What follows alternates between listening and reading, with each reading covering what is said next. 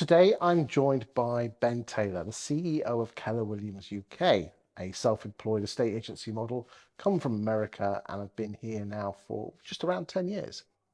Something like that. Um, Ben, why is it important for vendors, for the estate agents to be the business owner of the estate agency when selling a person's house? Talk to me.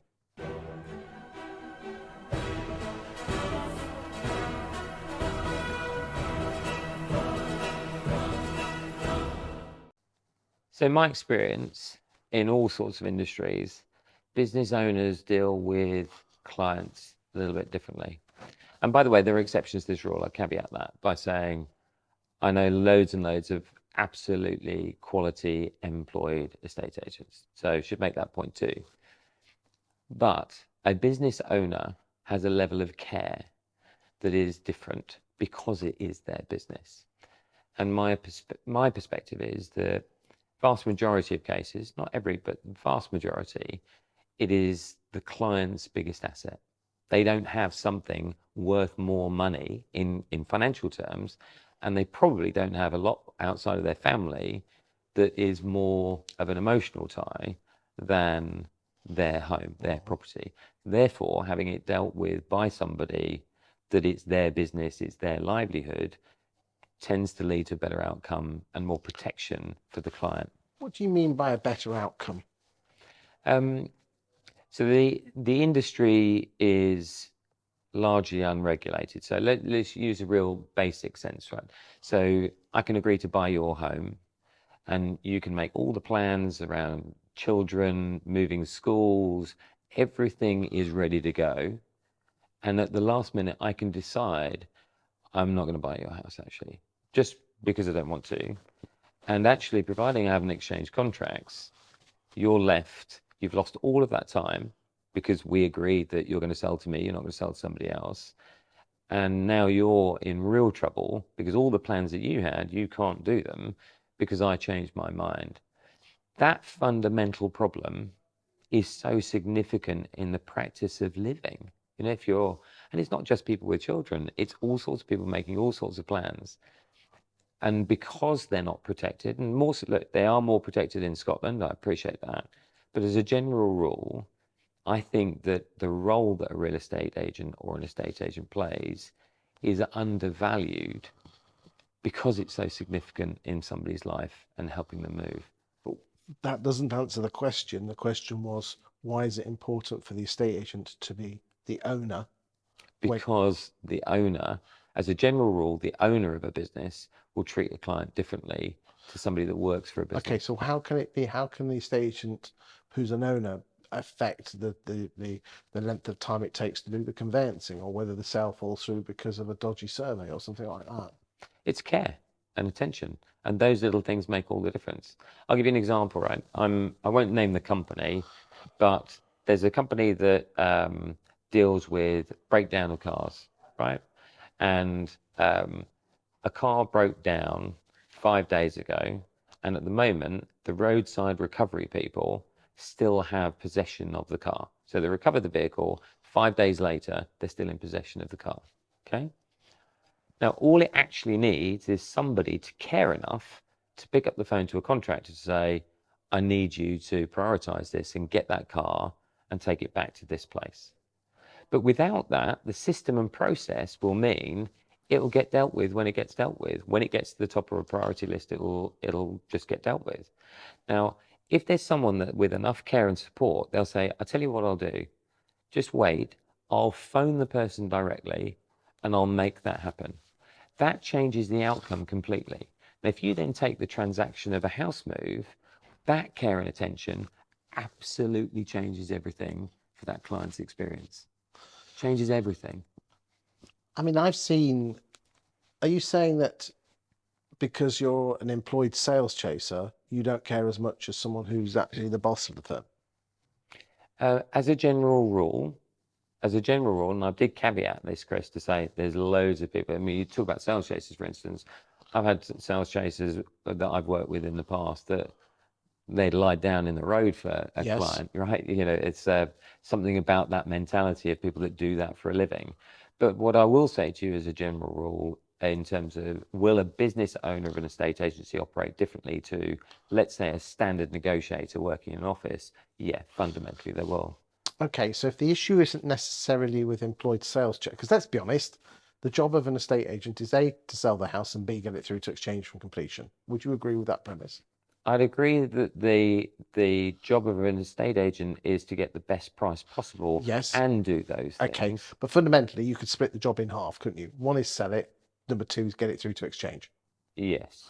So if we agree that the business is split in half, one is getting the house sold, getting it on the market, getting it sold, and the second one is getting it through from sale agreed to completion For the best price for the best possible. price possible, then my personal belief is that there isn't that much difference between someone who is a business owner and someone's employed if the sales chaser's bloody brilliant. That's my premise. My issue is that I think the issue is at the front end, which is getting the house on the market and getting it listed.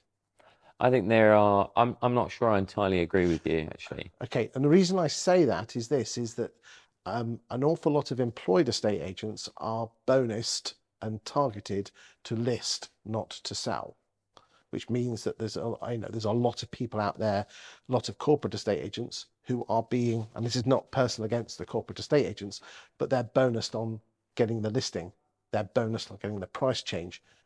And I think that is a fundamental flaw in the estate agency model, where you don't get paid on results, you get paid on actions.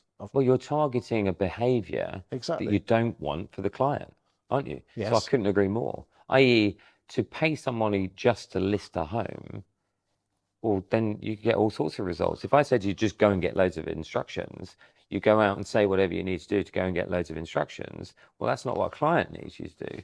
Equally, if you're paid just to get stuff under offer, or well, that's also not the outcome that a client wants. So you've got to pay for the behaviors you want, right? Would it surprise you that, and I did an analysis, and this is from stats from a year, from spring 23 back for the year, and the top 10 estate agents in the UK by volume only exchange contracts on 62% of houses that they listed, but the average for the independent estate agent was around 70 to 72%. So what does that say to you? What did you conclude from that? Well, I concluded that the independent estate agents, the owner operators, but they let some of those do employ people, mind you. They do, but you can imagine the accountability if you employ them, right? So if you've got, you know that my history, I've been in both worlds, right? Yes. So when you're in many, many years ago, right, a long, long time ago, if I employed a dozen people and I wrote out checks, right, at the end of a month to say, thank you for what you did this month, and there's your check, right? That's a very real transaction, isn't it? But it's a bit like credit cards now. We double click on your phone and the money, it's almost free, Chris, isn't it? You know, that didn't cost me anything. It just went bing and it didn't cost me anything. And therefore that transaction is so much easier. But when you're employed, if you own your own business, the accountability that you'll hold people to is much tighter than you've just simply got, you know, X, Y, and Z number of people in your business doing different jobs within that. So I still think there's a fundamental difference. And that's probably reflected in the stats you just shared. What would your message be to any employed estate agent who says, how dare he say that I don't care enough? Listen to what I said right at the beginning. I'm absolutely not saying if you're employed, you don't care. I said right at the start, there are so many that I know that absolutely do care. But I'm saying as an industry, statistically, clearly, it's not where it needs to be. Why do you think the estate agency has the reputation? Theoretically, the real estate should have great reputation, shouldn't it? It should do. What is the solution? So professionalizing the industry and making sure that it becomes less and less transactional and more relationship based. I wholeheartedly agree with you. How can that be done? Where does it have to start? What needs to change? So how I'm trying to do it is by doing two things. One is the start of any solution is to recognize the problem, right? So therefore, you've got clients being dealt with in a transactional fashion, right? So what could you do to change that? Well, what you can do is you can look at highly sophisticated real estate markets like North America, like Australia, and you could say, what's different? And you could say, well, actually, largely, they are self-employed or business owners, and they're operating within these frameworks with licenses, with some regulation, right? So what you could do is you could say, let's get as many people as possible, train them to the nth degree, give them systems and models to follow, so that the more of those you have, the more clients, end users, get to choose from people that are professional and business owners. And if you do that en masse, then you're going to, by definition, you'll have more people moving home with a relationship-based professional real estate agent.